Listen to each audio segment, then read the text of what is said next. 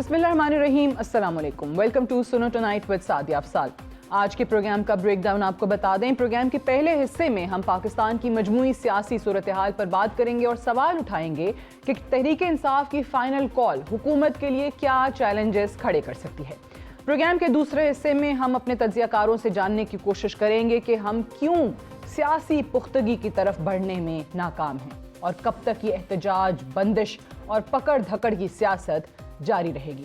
Programme का तीसरा हिस्सा हमारा एडिटोरियल होगा, जिसमें हम आपको बताएंगे कि किस तरह ट्रंप के दौरे इक़्तिदार से कबल ही तीसरी आलमी जंग के खतरात मंडला रहे हैं। पीटीआई गोल गोल घूम रही है, ये वहीं जाएंगे जहां से आए थे। पीटीआई की हरकतें किसी को पसंद नहीं आएंगी। ये आखिरी ओवर का गेम है, इसके बाद ओवर खत्म हो जाएगा। ये आज की कशीदा सियासी सूरत हाल और तहरीक इंसाफ की एहतजाजी कॉल पर गवर्नर सिंध कामरान टिसोरी का हतमी तत्मी तज्जिया कह लें या खबर दुरुस्त मालूम हो रही है। आज की एहतजाजी कॉल से तहरीक इंसाफ क्या हासिल कर सकेगी, ये वो अहम सवाल है जिसके बारे में सब जानने की ख्वाहिश रखते हैं। तहरीक इंसाफ के एहतजाजी कॉल का कुल दारोमदार खैबर पख्तूनख्वा हुकूमत और वजीर आला खैबर पख्तूनख्वा अली अमीन गंडापुर पर मुनहसर है। उनका कहना है कि हमने एहतजाज की हिकमत अमली फाइनल कर ली है। कायदीन अलग अलग इस्लामाबाद पहुंचेंगे और बानी की रिहाई पर एहतजाज खत्म होगा। आज एहतजाज होगा और इस्लामाबाद जाकर ही रहेंगे। तहरीक इंसाफ के बयानिए से एक बात वाज़ेह है, तहरीक इंसाफ के एहतजाजी कॉल का वाहिद मकसद बानी तहरीक इंसाफ की रिहाई है और बाकी सब मुतालबात जिनमें 26वीं आईनी तरमीम और कारकुनों की रिहाई सानवी हैसियत रखते हैं। अली अमीन गंडापुर किस हद तक कामयाब होते हैं, इस पर कुछ कहना भी मुश्किल है। अलबत्ता इससे कबल जब भी उन्होंने इस्लामाबाद का रुख किया, किसी न किसी तरह वो गायब होते रहे हैं और एहतजाज और जलसा अपने मकासद हासिल करने में नाकाम रहा था। हुकूमती मौक़िफ़ और पॉलिसी भी वाज़ेह है। वज़ीर दिफ़ा ख्वाजा आसिफ का कहना है कि मुसल्लह जत्थों का मुकाबला करेंगे। ये लोग लाशों की सियासत चाहते हैं, अली अमीन बंदे मरवाना चाहते हैं, हुकूमत को कमज़ोर ना समझें। जबकि वज़ीर इत्तलात अता तारड़ का कहना है कि जो भी इस्लामाबाद आएगा पकड़ा जाएगा और संगीन दफ़ात के तहत मुकदमात भी दर्ज होंगे। अब अगर हम मजमूई सूरत हाल को देखें तो तहरीक इंसाफ पंजाब की लीडरशिप बुशरा बीबी और बानी रहनुमा की वार्निंग के बावजूद एहतजाज के लिए निकलती हुई दिखाई नहीं दे रही और आज भी तकिया खैबर पख्तूनख्वा की लीडरशिप और वर्कर्स पर है। क्या तहरीक इंसाफ ने आखिरी ओवर का गेम शुरू कर दिया है और वफाक में मुस्लिम लीग नून की इत्तेहादी हुकूमत का क्या होगा? इसी सब पर बात करने के लिए हमारे साथ मौजूद हैं पाकिस्तान मुस्लिम लीग नून के सीनियर रहनुमा और साबिक वफाकी वजीर मियाँ जावेद लतीफ़। बहुत शुक्रिया मियाँ साहब, प्रोग्राम के लिए आपने वक्त दिया। सबसे पहले तो बताइएगा, फाइनल कॉल है पाकिस्तान तहरीक इंसाफ की 24 नवंबर आज। हुकूमत क्या ये लफ्ज़ सुन के, ये टर्म सुन के फाइनल कॉल कि जब तक खान साहब को रिहा नहीं कराएंगे धरना दे के बैठ जाएंगे और वापस नहीं आएंगे, ये सुन के इतना घबरा गई कि इस्लामाबाद में पीटीआई के लोग नजर आए ना आए, लेकिन आपके वफाकी वज़रा घूमते हुए ज़रूर नज़र आ रहे हैं। पुलिस की तादाद बहुत ज़्यादा नज़र आ रही है और अवाम के लिए मुश्किलात बहुत बढ़ा दी गई हैं। देखिए सादिया, दो चीज़ें हैं। आपके गुफ्तगू के दो हिस्से हैं। पहली बात तो ये है कि पंजाब के 36 अजला है और 36 अजला में कोई 200-500 बंदा 36 अजला से निकलना चाहिए था जी। 500 भी नहीं हुआ। और आप अगर कॉल दे रहे हैं इस्लामाबाद की, तो साथ दूसरे सांस में ये भी कह रहे हैं कि अगर रुकावटें खड़ी होंगी, रोका जाएगा तो अपने अपने अजला में एहतजाज होंगे। तो पंजाब भर में कोई ज़िला बता दें जहां एहतजाज हुआ हो, पंजाब भर में बता दें किसी जगह 25 लोग निकले हो। हाँ, एक इनके ओहदेदार जो पंजाब से हैं वफाक में, उन्होंने 20-25 लोगों के से खिताब करते हुए ये ज़रूर कहा था कि वो अपने प्यो दा पुत्र नहीं जड़ा एहतजाज लिए नहीं निकलेगा, और फिर खुद गायब हो गए और वो 15-20 लोग पकड़े गए। आप अंदाजा करें कि आप कभी कुरान पाक पे हलफ ले रहे हैं, कभी कह रहे हैं कि टिकटें उसको मिलेंगी जो एहतजाज के लिए बंदे लाएगा, फिर 10,000 से 5,000 और 5,000 से 5 बंदे रह गए। और वजह ये है कि पंजाब में पहले भी कभी उनके लिए कोई निकला नहीं था। हाँ, अल्लाह उनको सेहत दे, जनरल फैज हमीद साहब हों या अल्लाह उनको सेहत दे जस्टिस साकिब निसार साहब हों, इनका जो एक पेज था, उस पेज की वजह से पंजाब से जो सीटें मिलती थी, या 2024 में जो पिक एंड चूज हुआ है वो जी बाकियात ने किया है। वो फैज हमीद की बाकियात थी या जस्टिस साकिब निसार के बासर लोग अभी जो मौजूद थे, इन सब ने मिलकर किया है। और अगर 8 फरवरी का दिन निकाल दें तो उसके बाद पंजाब में उनका बचता क्या है? जहां तक खैबर पख्तूनख्वा है, तो भाई खैबर पख्तूनख्वा में तो कोई कंटेनर नहीं लगे, खैबर पख्तूनख्वा में तो कोई रुकावटें नहीं है, कोई गिरफ्तारियां नहीं है, तो फिर आपने 1500 पुलिस वाले बगैर वर्दी के सिविल कपड़ों में क्यों मंगवाए? और ठीक है। ये मंगवाए खैबर पख्तूनख्वा के वजीर आला ने। अगर आपके पास वर्कर थे तो आपको वो 1500 सरकारी मुलाजम बगैर वर्दी के मंगवाने की जरूरत क्यों पेश आई? ये सारी चीजें कौम के सामने हैं। और जहां आप ये बात कह रही हैं कि ये फाइनल कॉल थी, ये फाइनल कॉल नहीं है। ये हर 15 दिन बाद, 20 दिन बाद, वो एक होती थी पंजाबी फिल्म, जी और उसमें एक किरदार होता था मजर शाह। ठीक। वो जब मार खा लेता तो कपड़े झाड़ झूड़ के खड़ा होता, अच्छा मैं तेरे नाल निबड़ लांगा। ये वो लोग हैं कि इनको कोई शर्म हया नहीं तो ये आएगी फाइनल कॉल इन बराए लोगों। नाम ही थी, आपको लगता है कि ये फिर थोड़े दिनों के बाद ऐसे उठ खड़े होंगे, एहतजाज की बात करेंगे? तो मियां साहब ये फिर आखिर चलता कब तक रहेगा? और यहाँ पे हम एक सूबे के चीफ एग्जीक्यूटिव की बात करें जो कि बाकायदा काफिले लीड करते हुए लेकर आते हैं यहाँ पे, और आपने जैसे खुद कहा कि सरकारी मुलाजमीन की बड़ी तादाद उसमें होती है, लास्ट टाइम उनको शाबाशी दी गई थी, उनको इनाम दिया गया था, तो उनके अपने सूबे के अंदर जो हालात हैं, जो पारा चनार में हुआ है, वहां पे लोग लाशें उठा रहे हैं, वहां पे नहीं कोई जा रहा है, उनका कोई पुरसाने हाल नहीं है, लेकिन इस्लामाबाद की तरफ आ रहे हैं, चढ़ाई कर रहे हैं। तो ये सूबे। जी जी। सादिया, अगर ये बात कोई पूछने वाला हो ना, असल बात ये है जो आप सवाल कर रही हैं, वो ये कि 12 साल से तकरीबन ये उस सूबे में हुक्मरान है। पारा चनार का कोई वाकया जो आज पहला वाकया तो नहीं हुआ, बिल्कुल। इसकी एक बैकग्राउंड है और कई सालों से है। आपने उसको ड्रेस किया। आज आप कह रहे हैं कि वो रऊफ हसन को मैं सुन रहा था, इनका जो ओहदेदार है, जी कि जनाब ये पहला वाकया नहीं है, ये इसकी बड़ी एक हिस्ट्री है। भाई 12 साल से ज्यादा टाइम एक जमात को और क्या मिल सकता है कि उन्होंने 12 साल में उसको ड्रेस नहीं किया, और आज कह रहे हैं कि जनाब मैं बिल्कुल उसको कोशिश कर रहे हैं ठीक करने की। बात असल ये है, और मुझे गिला है रियासती इदारों से, मुझे गिला है हुकूमत वक्त से, वो ये है कि आप अरबों रुपया खर्च करते हैं हर महीने, जो कॉल खैबर जी। पख्तूनख्वा के वजीर में देते हैं, अरबों रुपया खर्च करते हैं आप रोकने के लिए कैश, और अरबों रुपया खर्च करते हैं सरकारी वसाइल से खैबर पख्तूनख्वा के वजीर आला ठीक। एहतजाज के लिए। भाई पैसा तो मेरा और आपका ही खर्च हो रहा है ना। बिल्कुल। और तीसरा, जो मईशत का बेड़ा गर्क का पहले किया था, अब मजीद करते हैं। जब 8-8 10-10 दिन रुकावटें होती हैं, एहतजाज होते हैं, आपका अपना सरमायाकार जो है वो बाहर जा रहा है, आप बाहर से क्या तवक्को रख सकते हैं? और जब भी कोई डेलीगेशन बाहर से आना होता है, आप कॉल दे देते हैं। और ये वतीरा इमरान खान से शुरू हुआ है, 2014 से सिलसिला जो शुरू हुआ है, आज तक खत्म होने का नाम ही नहीं ले रहा। बट देखिए मियां साहब, वजह ये है, ये तो अब उनको भी आदत हो गई है, और मुझे लगता है कि माजरत के साथ हुकूमत को भी आदत हो गई है, उनको भी शायद ये चीज़ बड़ी अच्छी लगती है, रुकावटें खड़ी कर दो। एक जो है वो रियासती मशीनरी का इस्तेमाल करें एहतजाज करने के लिए, एक इस्तेमाल करें रोकने के लिए, नुकसान जो है वो एंड पे आवाम का है, जैसे आपने भी कहा। तो वाहिद इसका हल तो वही है कि भाई टेबल पर आएँ, मुज़ाकरात हों, बैठें। अब उसमें भी हुकूमती लोगों के इतने मुतजाद बयानात हैं, राना सनाउल्लाह कुछ कहेंगे मुज़ाकरात के हवाले से, अता तारड़ कहते हैं मुज़ाकरात हो ही नहीं रहे, मोहसिन नकवी कोई और बात करेंगे कि किस लेवल पे मुज़ाकरात हो रहे हैं। तो चल क्या रहा है, ये हो क्या रहा है? हुकूमत वाकई कर रही है मुज़ाकरात इनसे, नहीं कर रही? नहीं, सादिया देखिए, दो चीजें हैं। मैं तो कोई भी हुकूमत वक्त हो, आज की हुकूमत की भी बात नहीं करता, कोई भी हुकूमत वक्त हो, अगर जत्थों के जरिए, अगर मुसल्लह लोगों के जरिए किसी ने आना है और मुज़ाकरात के लिए मजबूर करना है जी। रियासती इदारों को या हुकूमत वक्त को, तो मैं तो इसके खिलाफ हूँ। वो मैं हूं या कोई और हो। ठीक। भाई ये क्या तरीका है? पाकिस्तान का आइन कानून नाम की कोई चीज है ना?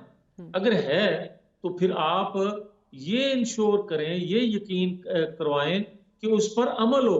आप देखें कि आप जत्थों के जरिए आते हैं और मजबूर कर देते हैं अदारों में बैठे लोगों को अपनी पॉलिसी बदलने पे। आप मजबूर कर रहे हैं कि इनसे मुज़ाकरात किए जाएं। किन से मुज़ाकरात किए जाएं?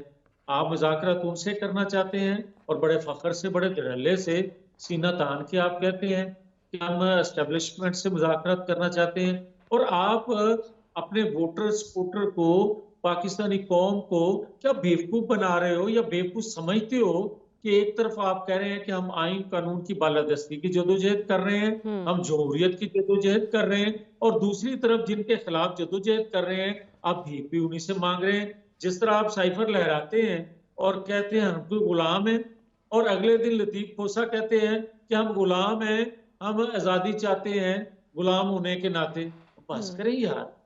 कभी आप कहते हैं इस्लामी टच दो और आज आप शरीयत का टच दे रहे हैं। किसको बेवकूफ बनाया जा रहा है? आप लोगों के जज्बात से खेलते हो, मगर इससे रियासत को नुकसान पहुंचा रहे हो। अच्छा मियां साहब, जिस तरीके से बार बार कहा जा रहा है, अब तो पहले तो कह रहे थे 26वीं आईनी तरमीम खत्म करें, हमारे लोगों को रिहा करें, लेकिन अब सिर्फ एक ही मकसद बयान किया जाता है कि खान साहब की रिहाई तक हम वापस नहीं आएंगे।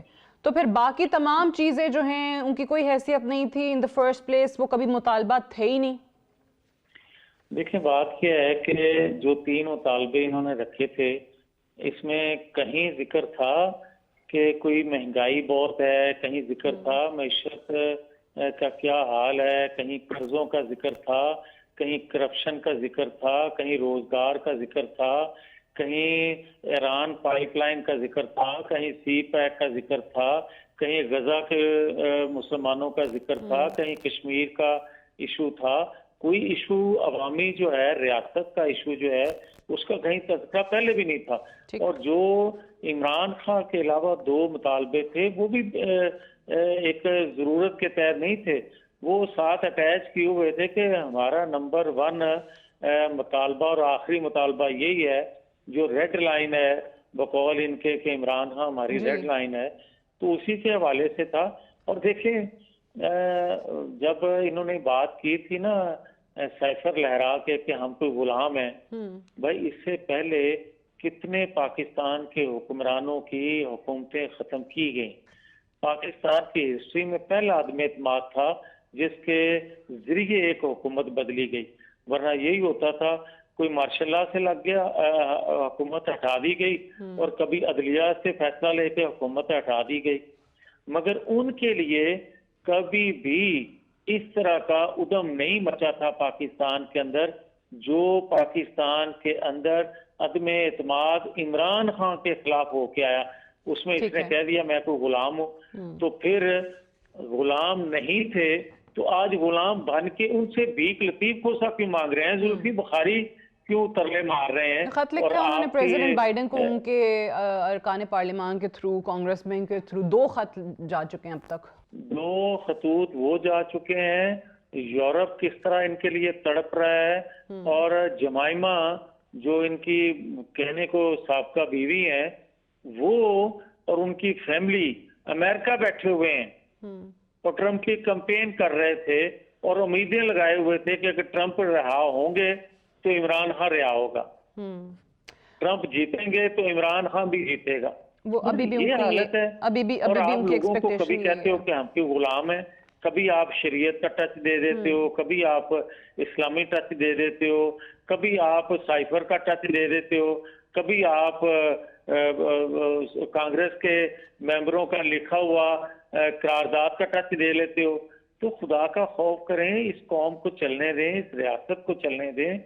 इनका एजेंडा मासवाए इसके कि जब भी पाकिस्तान में कोई गैर मुल्की वफद, बड़ा वफद कोई आना होता है, पाकिस्तान के लिए कोई इन्वेस्टमेंट आना होती है, तो उस वक्त ये एहतिजाज की कॉल दे देते हैं। ठीक। क्या ये अच्छा लोगों मियां को साहब, बिल्कुल चीजें ठीक भूल है पाएंगी? मियां साहब, लास्टली मुझे ये बताइएगा, आपने बहुत चीज़ें देखी हैं और आपसे इस टॉपिक पे गुफ्तगू भी काफ़ी रही है प्रोग्राम्स में।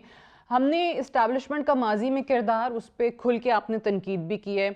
अभी जिस तरीके से बार बार पाकिस्तान तहरीक इंसाफ कहती है, उनके लोग हमारे शोज़ में आके ये ओपनली ये बात करते हैं कि जनाब हुकूमत से तो हम कभी बात करना चाहते ही नहीं थे, क्योंकि ये तो पपेट्स हैं, असल इक़्तिदार जिनके पास है उनसे बात करेंगे इस्टेब्लिशमेंट से। And let's be open about it, when we say establishment तो मतलब फ़ौज ही होता है। तो माजी में हमने ऐसी भी हुकूमतें देखी हैं ना कि जहाँ पे सेम पेज पे होते थे लेकिन फिर एक दूसरे के दुश्मन भी हो जाते थे, खिलाफ भी हो जाते थे। तो अभी जो आपका और फौज का एक पेज चल रहा है, ये अगर वाकई फौज से मुज़ाकरात करने में कामयाब हो जाते हैं और माजी वाली सिचुएशन बन जाती है कि जहाँ सफ़ा भी एक नहीं रहता बल्कि पूरी पूरी किताब ही फट जाती है, तो फिर क्या होगा?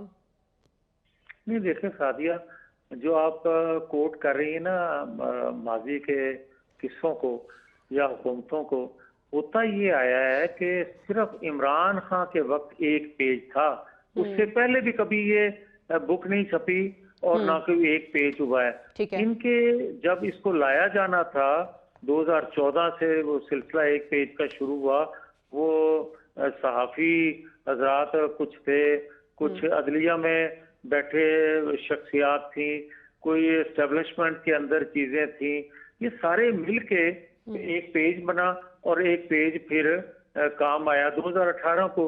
फिर 2018 से 22 तक इस पेज ने पाकिस्तान के लिए क्या किया, ये असल सवाल है पूछने का। अगर तो सी पैक ही मुकम्मल कर देते, कोई और काम ना करते, तो फिर भी समझ आती कि ये एक पेज रियासत के लिए कम से कम फायदेमंद रह गया। एक पेज तो फटते वक्त तक भी इन्होंने कुछ करतूत ऐसे किए कि पाकिस्तान की बर्बादी करके रख दी। आज जिस आप एक पेज का जिक्र कर रही है, एक पेज नहीं है, ये अंडरस्टैंडिंग है। Right. Thank you very much, Mia Javed Lateef Saab, for joining us on the show. We'll take a break here. Stay tuned. Welcome back to Suno Tonight with Sadia Afzal. Programme के इस हिस्से में हमारे साथ दो मारूफ सियासी तज्जियाकार शामिल गुफ्तगू होंगे और आज की सियासी कशीदगी पर हम अपने मेहमानों के सामने कुछ अहम सवालात रखेंगे कि कब तक पाकिस्तान में बंदिश का ये सिलसिला जारी रहेगा, कब तक पाकिस्तान की मईशत और पाकिस्तान का कारोबार एहतजाज, मुजाहिरों और अदना सियासी मुफादात की भींट चढ़ता रहेगा, दिहाड़ीदार मजदूर और वर्कर्स की मौशी मुश्किलात का जिम्मेदार कौन होगा, कब तक रियासत और रियासती मशीनरी अवामी फलाह को छोड़कर एहतजाज करने और एहतजाज को रोकने में मसरूफ रहेगी। एक तरफ मुल्क दुश्मन हमें कमजोर करने में मसरूफ हैं, ऐसे में सियासी कशीदगी और एहतजाज से हम दुनिया को आखिर क्या पैगाम दे रहे हैं? ये वो अहम सवालात हैं जिनके जवाबात ना सिर्फ हम तलाश करने की कोशिश कर रहे हैं बल्कि पाकिस्तानी अवाम भी इस बात की मुतलाशी है। इसी सब पर बात करने के लिए हमें ज्वाइन कर रहे हैं सीनियर सहाफ़ी और तज्जियाकार आमिर इलियास राना और सईद काजी। बहुत शुक्रिया आप दोनों का प्रोग्राम में ज्वाइन करने के लिए। राना साहब, ये फरमाइएगा, आज पीटीआई ने अपनी इस एहतजाजी कॉल को खुद फाइनल कॉल का नाम दिया है, यानी आर या पार है, डू और डाई वाली सिचुएशन है। अभी तक की जो इस्लामाबाद की सिचुएशन हम देख रहे हैं, यहाँ पर सन्नाटा है, आपको पाकिस्तान तहरीक इंसाफ के कारकुनान या एहतजाज करते हुए कहीं पे कोई नजर नहीं आ रहे हैं। सो क्या अगर ये एहतजाज आज का, जिसको फाइनल कॉल कहा जा रहा है, ये नाकाम होता है तो सियासी कशीदगी फिर जब तक हुकूमत है एटलीस्ट या अगले इंतखाबात तक बिल्कुल खत्म हो जाएगी? फिर ये फाइनल कॉल वाकई नताइज तस्लीम कर लेगी पीटीआई इसके? देखें बात ये कि अगर हम पर बात कर रहे होते इस तरह की सूरत, अब हम आइन के मुख्तलिफ आर्टिकल यहाँ पर रटे रटाए तोते हमने रखे हुए कि जी ये हमें चाहिए है, ये शिक आज़ादी की देती है, ये इजहार राय की आज़ादी है, लेकिन जहाँ इजहार राय है वहाँ किसी दूसरे का हक भी तो आप सल्ब करते हैं ना, कि अगर आपका एक जमहूरी हक है तो मेरे इस शहर में रहने वालों का भी हक है और इनके मरीजों का भी हक है, इनके स्टूडेंट्स का भी हक है, सब लोगों का हक है कि उनके भी फ़राइज़ के रास्ते में रुकावट ना हो। लेकिन 2014 से जो रविश उस वक्त इमरान खान और इस्टेब्लिशमेंट ने मिल के डाली, वो आज एक हमारे लिए मसला बन के रह गई है। हर तरफ से अदालतों ने इतनी छूट दी कि वो एक तरफा छूट खान साहब के लिए नजर आई है हमें। और उसकी वजह से हौसले इतने बढ़ गए हैं कि वो जो चाहे हड़ताल दे दें। और बड़े बड़े लोग हमारे जो फादरी ये कहते हैं इमरान खान नर्व से सवार है, वो जेल में बैठा है, उसने पाकिस्तान बंद कर दिया, फलां कर दिया। तो बिल्कुल इस पाकिस्तान की स्टैब्लिशमेंट ने आज ये दिन अपनी साबका रविश से देखा है। और हमारी अदालतों की जो रसवाई है उसके अंदर ये बहुत बड़ा फैक्टर है। यहाँ जमहूरियत पसंद जो सारे सो कार्ड बनते हैं वो फौरी तौर पे मगरबी जमहूरियत की बातें करते हैं, करारदादे वहां से लाते हैं। लेकिन कोई ये नहीं कहता कि बरतानिया में जब शर पसंदी होती है तो ट्वीट पे 10-10 साल की सजा होती है। वहां कैपिटल हिल पे हमला होता है तो वहां 10-10 साल की सजाएं दे दी जाती हैं। यहाँ तो वीडियो देख के कहते हैं अच्छा ये भी कोई बात है, जाए जाके मजे करें। तो ये वो सिनेरियो जो आज आप और हम फेस कर रहे हैं। जब जमहूरियत को फिस्तायत में बदल दिया जाए कि नहीं, अगर हमारी बात मानी जाएगी तो ठीक है, वरना नहीं। और अगर आप हमारी नहीं मानेंगे तो आपने और हमने कहा इमरान खान ने पुलिस की वैन से लोगों को राह चलते हुए बनी गाला के रास्ते में छुड़वा लिया और कोई पर्चा नहीं हुआ। और पर्चों की वक़्त यह है कि 200 पर्चे हो गए और जमानतें हर पर्चे में जमानत हो रही है। तो जिसको कहेंगे आप बनाना रिपब्लिक कह लें, मजाक कह लें, कि जो पाकिस्तान का दुनिया में बन चुका है ना, वो आज हम अपने सिस्टम की नाकामी की वजह से देख रहे हैं। ठीक है। उसमें सबसे बड़ा रोल अदलिया और उस एस्टैब्लिशमेंट का है जिन्होंने इस बात की आबियारी की मिल के, और आज वो दोनों के काबू में नहीं। ठीक है, यानी आप अदलिया के माजी के जो फैसले हैं और जो एस्टैब्लिशमेंट की माजी की रविश रही है, आप कहते हैं कि उसके बायस यहाँ तक नौबत पहुंची है। सईद काजी साहब ये बताइएगा कि अगेन जो पाकिस्तान तहरीक इंसाफ या खान साहब ने खुद फाइनल कॉल कह दिया और अब तो बहुत वाज़े अल्फाज में बताया गया मकसद इस एहतजाज का कि जब तक खान साहब की रिहाई नहीं हो जाती हम इस्लामाबाद से नहीं आएंगे, हम वहाँ धरना दे के बैठ जाएंगे। अभी तो इस्लामाबाद में आपको कोई भी नज़र नहीं आ रहा है उनके वर्कर्स, लेकिन क्या डिफरेंस ऐसा क्या है आज की इस कॉल में पाकिस्तान तहरीक इंसाफ के माजी की एहतजाजी कॉल्स की निस्बत? सादिया, पहली बात तो ये है कि ये जो एक चार्जशीट पेश की है अभी मेरे फाजिल दोस्त ने, अगर हम इसको 50%, 60%, 80% भी ठीक समझें तो मैं समझता हूँ इस गवर्नमेंट को इस्तीफा दे देना चाहिए कि इतने वाजे और क्लियर जराइम हो रहे हैं, पुलिस की वैनों से बंदे आज़ाद हो रहे हैं, कानून का मजाक उड़ रहा है, तो हम आपको जो अरबों डॉलर देते हैं हुकूमत चलाने के लिए वो किधर जा रहे हैं? आप काम क्या कर रहे हैं? खुल्लम खुल्ला, यानी मैं for the sake of convenience मैं इस आर्ग्यूमेंट को ठीक मानता हूं जो उन्होंने कहा। ठीक है। तो इसके बाद और तुम हो कौन? क्या कर रहे हो? पूरा मुल्क, यानी पूरा मुल्क बंद है, मोबाइल बंद है, शादियों वाले बर्बाद हो गए, जनाजों वाले मर गए, जिन्होंने अस्पताल जाना था उनका बेड़ा गर्क हो गया। मैं क्या जानूं इमरान खान कौन और उसकी तहरीक क्या है, मुझसे उसका क्या लेना देना। मैं तो ये कहूंगा कि ये हुकूमत जिसको मैं तकरीबन 18 बिलियन डॉलर देता हूं साल के, ये क्या छोले बेच रहे हैं कि सामने इमरान खान जुर्म करता है, उसके लोग जुर्म करते हैं और तुम उसे पकड़ नहीं सकते? भाई तुम कोई और काम कर लो, तुम कोई और थोड़े धंधे हैं तो कर लो। इसका मतलब तुमसे गवर्नमेंट नहीं हो रही। अगर एस्टैब्लिशमेंट ने किया था, खराबी की थी, या किसी और ने खराबी की थी, तुमसे ठीक नहीं हो पाता तो किसी उसको मौका दे दो जो ठीक कर ले। तुम तो खराब ही करे जा रहे हो।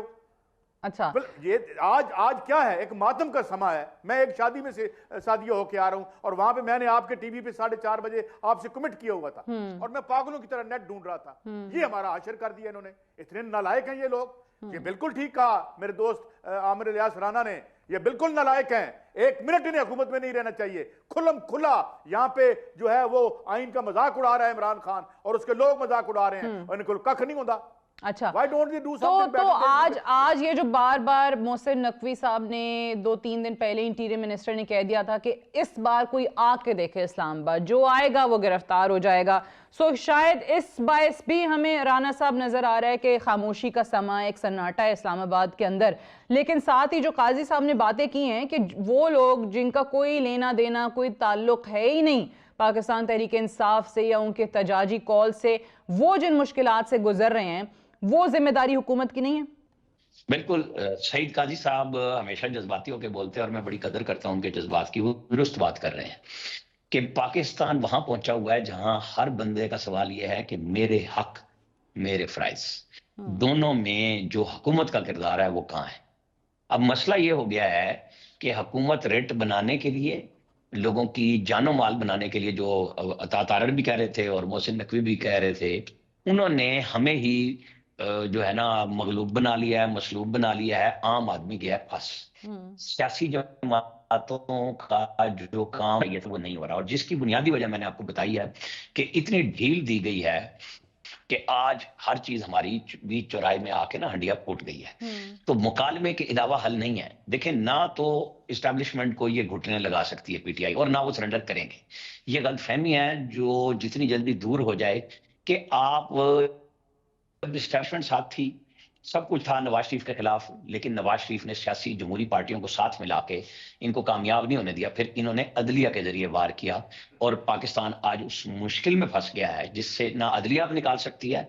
ये तभी निकलेगा जब कोई मुकालमा होगा। अच्छा, मुकालमे के लिए भी एक ग्राउंड तो चाहिए ना, कि जी आप अपने लोग नामजद करें। वो कहते हैं कि मुझे वो पुरानी मोहब्बत चाहिए है जो गेट नंबर 4 से थी, वो अब कहाँ है। मुझे वही मोहब्बत चाहिए, उन्हीं से चाहिए। अच्छा, वो मुनी लगा रहे, वो बात नहीं कर रहे या कर रहे हैं, खुफिया है। इस दफा पहली दफा खान साहब ने ये कहा है कि जी हाँ, मैं बात कर रहा हूं और आपको नाम नहीं बताऊंगा। पहले तो वो कहते थे ना बात नहीं करेंगे या हमसे बात करो, सिर्फ मैं इनसे नहीं करूंगा। अब वो जिससे भी बात कर रहे हैं, लेकिन मेरे हिसाब किताब में वो बातचीत तो नाकाम हो गई। खान साहब को जो उम्मीदें थी वो नहीं मिली। अब उनकी अहलिया के लिए 2 बयान आए हैं, एक मरियम रियाज भट्टू का और एक शेख वकास अकरम का, कि वो भी उस जुलूस में शामिल है, होना चाहिए। जब जमहूरी की जिद्दोजहद है, लोगों के बच्चों को निकालना है, तो आपको सबको आना चाहिए ना। आपके बच्चे भी आए, सब आए तो ठीक बात है, आप लेके चलें। अगर लोगों को कफन पहनाने हैं तो आप सब भी कफन पहन के निकले ना। लेकिन एक तरफ कहते हैं हमारी हर जिद्दोजहद पुरअमन होती है, तो कफन कहां से आ गया, उसमें जहाद कहां से आ गया। आपने इस दफा तय किया कि हमने ना इजाजत मांगनी है, आप हमें इजाजत देते हैं। तो हमारे बहुत सारे दोस्त कहते हैं जी वो 40-40 सफात की वो पॉइंट्स की ना वो दे देते हैं डीसी इस्लामाबाद। तो मैंने कहा हमजा शफकात डीसी था इमरान खान का, जरा उस वक्त निकाल लें, यही 40 नुकात थे, कोई तब्दीली नहीं होती।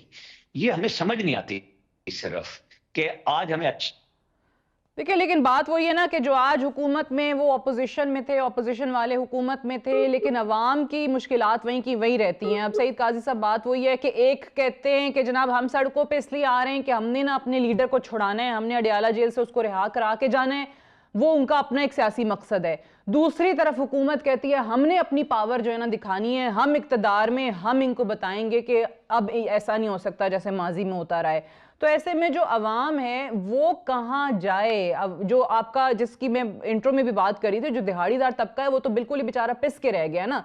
तो क्या ऐसे में किसी भी सियासी जमात के पास जो सुबह शाम राग अलापते हैं अवाम का, इतना ज़र्फ नहीं है कि अवाम की खातिर ही चलें, डायलॉग करके मामलात निपटा लें, किसी तरीके से मुज़ाकरात की तरफ चले जाएं? देखें, मैं एक आपको बात बताऊं। बात यह है कि मारूज में शायद इतने हालात खराब शायद ना हो जितना खौफ हुक्मरानों के ज़हन में है। ये मुझे ये समझ नहीं आती। मिसाल के तौर पे देखें, हमने सारी ज़िंदगी तहरीकें पढ़ी हैं और तहरीकों का हिस्सा तो नहीं रहे, ना बन सके, मगर हम जानते हैं ये क्या होता है। ये जो जलसा जुलूस है, आया, तकरीर की, जिंदाबाद मुर्दाबाद, टांगें थक गई, पाँव जो है वो टूट गए, थकन से चूर होकर घर चले गए, कहानी खत्म होगी। प्रॉब्लम कहाँ होता है? प्रॉब्लम ये होता है कि जब आपका रियल जो वर्किंग क्लास है, जिस दिन वो स्ट्राइक कर देती है, बिल्कुल, तो उस दिन, जिस तरह मैं मिस्र की मिसाल देता हूं कि जब पोर्ट सईद के वर्करों ने कहा था कि हजूर आज से काम नहीं होगा, तो क्या हुआ? जो हुस्नी मुबारक था उनकी रिहाइश महल, सदारती महल से जेल में चली गई थी। ये मैं लंबी बात में, तदरीसी बहस में नहीं जाना चाहता। और ये इतने डरे हुए हैं, इतने खौफजदा हैं। अगर मैं हुकूमत में हूं, मैं तो बहुत छोटा आदमी हूं, लेकिन चलो कहने दो, मैं कहूं यार आओ काट लो जुलूस यार, जेड़ा तुसी आने दें, एहतजाज करने दें, बैठने दें, करो यार, देने दें। नहीं, ना कोई आदमी गमला भी नहीं तोड़ेगा, ना हम तोड़ने देंगे। ठीक है, please bring your people, speeches करो और घरों में जाओ, दैट्स इट। यार इतना खौफ, कांप रहे हो। मैं यकीन से कह सकता हूं कि कोई बड़ा पावर डिस्प्ले, मैं माफी चाहता हूं, मुझे पीटीआई के दोस्त मुझे माफ कर दें और मुझे खैरियत से घर जाने दें, मगर मेरी ये राय है कि कोई इतना बड़ा पावर शो नहीं होना था, इतना कोई ऐसा नहीं होने थी कि मौत आ जानी सी। उसकी वजह क्या है? उसकी वजह यह है कि वो खान को छुड़ा के घर ले जाते हैं, ऐसा भी नहीं होना था। नहीं ऐसा मैं नहीं समझता, कुछ ऐसी बात होनी थी। मैं ये सिर्फ अर्ज करता हूं कि देखें, जो मिलिटेंट तहरीकें होती हैं उनके नारे और होते हैं, उनके स्लोगन्स और होते हैं, वो मईशत के स्टेटस को चैलेंज करती हैं। जिस तरह श्रीलंका में हुआ, जिस तरह बांग्लादेश में हुआ, ठीक है, इसी पे राना साहब आप जरा लास्ट कमेंट कर दीजिएगा कि जो सईद काजी साहब बात कर रहे हैं कि ये जो जितना खौफ हुकूमत के दिल में है ना, अगर ये ना दिखाया जाता, तमाम वज़रा प्रेस कॉन्फ्रेंसेस आके ना कर रहे होते सिर्फ और सिर्फ इस मौजू पे, और हम देख रहे हैं कि बार बार मनाजिर दिखाए जा रहे हैं। वज़रा अता तारड़ साहब इस्लामाबाद की सड़कों का दौरा करके बता रहे थे हमें कि यहाँ कोई नहीं पहुंचा, कि ये चीज़ें ना होती, आने देते, एहतजाज करने देते, धरने के लिए एक जगह दे देते, बैठ जाओ, तो फिर सब मामला ठीक हो जाता है। अगर हमारे पास माजी की मिसाल 9 मई की ना होती तो बिल्कुल अच्छी बात थी, मैं काजी साहब के इस नुक्ता नजर के साथ था और हूंगा। लेकिन पीटीआई की क़यादत ने इस दफा जो फाइनल कॉल दिया, जिसका आपने इब्तदाइये में भी कहा, उस कॉल के अंदर कहीं पुरअमन एहतजाज की बात नहीं है। जब लीड करने वाले सीएम केपी कहते हैं कि हम कफन बांध के आएंगे, जब वो जज्बात अंगेख्त करते हैं, ये काम माजी में शेख रशीद किया करते थे, गिरा दो जला दो, ये काम अब अली अमीन गंडापुर साहब कर रहे हैं। जब अल जिहाद के नारे लग रहे हो तो आप सियासत नहीं करने आ रहे, फिर आप तो कब्जे करने आ रहे हैं ना। तो ये फिर अगर स्टेट ये भी ना करे तो क्या वो उनके उसमें प्लेट में पेश कर दिया जाए कि जनाब आप आ जाएं, आप तख्त संभाल लें, क्योंकि आप पहले दूध शहद की नारे बाके गए, अब आप, ये तो अवाम तरस गई थी आपके लिए, तो फिर हम आपको जेल से निकाल के ला रहे हैं, फिर कर लें, फिर इस तरह कर लें। लेकिन नहीं हो सका ना, तो आपको इंतजामात आम आदमी के लिए भी कर रहे हैं, जिससे आम आदमी सफर कर रहा है, मैं और आप सब कर रहे हैं, हम बड़ी मुश्किल से दफातर में आए हैं, और जिसकी दिहाड़ी गई है उसको तो सोचें कि वो क्या मुश्किल में है। बहुत मुश्किल है ये सिचुएशन। इसलिए मैं कहता हूं कि बैठ के बात करें, एक कदम पीछे हो। लेकिन इमरान खान ना अपनी टीम पे एतबार कर रहे हैं और ना शायद उनको अपनी जात पे एतबार है कि कोई मेरी बातचीत से कोई रास्ता निकलेगा। तो जिस तरह आपने कहा कि वो सिर्फ एक ही चीज़ का इंतज़ार कर रहे हैं और वो पुरानी मोहब्बत के मिल जाने का है, वो उनको मिल नहीं रही है। एक ब्रेक मुझे लेनी है। बहुत शुक्रिया आमिर इलियास राना साहब इस सेगमेंट में ज्वाइन करने के लिए।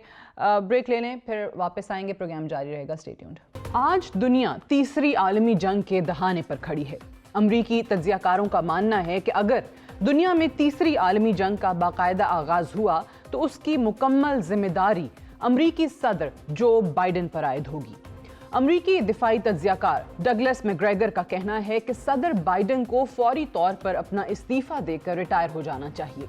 हम एक बदतरीन एटमी जंग नहीं चाहते, जंग को हर हाल में रोकना होगा।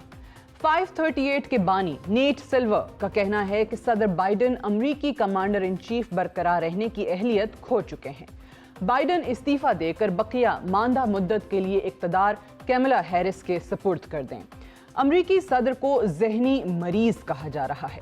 कहा जा रहा है कि अमरीकी सदर ने यूक्रेन को तवील फासले तक मार करने वाले मिसाइल हमलों की मंजूरी देकर न सिर्फ नौ मुंतखब सदर ट्रंप को मुश्किल में डाल दिया है, बल्कि यूक्रेन के साथ यूरोप को भी रूस के मद्दे मुकाबिल ला खड़ा किया है। बाइडन ट्रंप के लिए मुश्किलात का पहाड़ खड़ा करने की कोशिश कर रहे हैं। 2020 में जब ट्रंप को व्हाइट हाउस छोड़कर ओहदे का चार्ज बाइडन के हवाले करना था, तो ट्रंप ने भी बाइडन की मुश्किलात में भरपूर इजाफा करने की कोशिश की थी। ट्रंप और उसके वर्कर्स की तरफ से इंतखाबात में धांधली के इल्जामात आयद किए गए और कैपिटल हिल पर हमला भी इसी बात का शाखसाना था। आज सूरत हाल तब्दील हो चुकी है। ट्रंप दूसरी मर्तबा जीत के व्हाइट हाउस में चार्ज संभालने का इंतजार कर रहे हैं और बाइडन 2021 वाली सूरत हाल से भी बदतर सूरत हाल पैदा करने की कोशिश कर रहे हैं। रवां हफ्ते के आगाज पर बाइडन की इजाजत के बाद यूक्रेन ने रूस पर तवील फासले तक मार करने वाले अमरीकी मिसाइलों से हमला किया, जिसके बाद जवाबी कार्रवाई करते हुए रूस ने यूक्रेन पर इंटरकॉन्टिनेंटल मिसाइल हमला किया, जिसको तीसरी आलमी जंग की इब्तदा भी कहा जा रहा है। अमेरिका के बाद बरतानिया और अब फ्रांस भी यूक्रेन को तवील फासले तक हमला करने वाले मिसाइल इस्तेमाल करने की इजाजत दे चुके हैं। फ्रांस रूस के अंदर स्कैल्प मिसाइल इस्तेमाल करने की इजाजत देकर रूस के खिलाफ ऐलान जंग करने वाला नेटो का तीसरा मुल्क बन चुका है। ऐसा मालूम हो रहा है कि न सिर्फ सदर बाइडन, बरतानवी वजीर आजम समेत फ्रांसीसी सदर भी अपना जहनी तवाजुन खो चुके हैं। रूस यूक्रेन जंग अब रूस और नेटो की जंग बनती हुई दिखाई दे रही है। नेटो के 3 अहम ममालिक अमेरिका, बरतानिया और फ्रांस रूस के मद्दे मुकाबिल आ चुके हैं, जबकि नेटो का चौथा अहम मुल्क जर्मनी अभी हिचकिचाहट का शिकार है। जर्मन चांसलर ओलफ शोल्स की कोशिश है कि किसी तरह रूस यूक्रेन जंग को नेटो की जंग बनने से रोका जाए। बाइडेन इंतजामिया के साथ फ्रांस और बरतानिया की पूरी कोशिश है कि जंग को मजीद फैलाया जाए ताकि रूस की मुश्किलात में मजीद इजाफा हो। रूस की मुश्किलात में इजाफा होता है या नहीं, इसके बारे में अभी कुछ कहना मुश्किल है, क्योंकि रूसी सदर का कहना है कि हम यूक्रेनी सरजमीन को रूसी मॉडर्न हथियारों के लिए टेस्टिंग ग्राउंड बना देंगे और हम हर किस्म के हथियार को डील करने की सलाहियत रखते हैं। अमरीकी, बरतानवी और फ्रांसीसी मिसाइल हमलों की सूरत में अगर मॉस्को की तरफ से कार्रवाई का आगाज किया गया तो रूस के लिए यूरोपीय ममालिक को निशाना बनाना मुश्किल न होगा। रूस अपने इंटरकॉन्टिनेंटल मिसाइल ओरेशनिक की मदद से 15 से 20 मिनट में बरतानिया, फ्रांस और जर्मनी को निशाना बनाने की अहलियत रखता है। अलबत्ता एक बात वाज़ेह है, नेटो और रूस के दरमियान कशीदगी से तीसरी आलमी जंग के इम्कानात बहुत रोशन हो चुके हैं और अगर सूरत हाल तीसरी आलमी जंग तक पहुंची तो ट्रंप के लिए अमरीकी सदारत का ओहदा आसान नहीं रहेगा। ट्रंप को एक तवील मुद्दत जंग के असरात से निकलने में लगेगी। That's all for tonight. Good night and Allah Hafiz.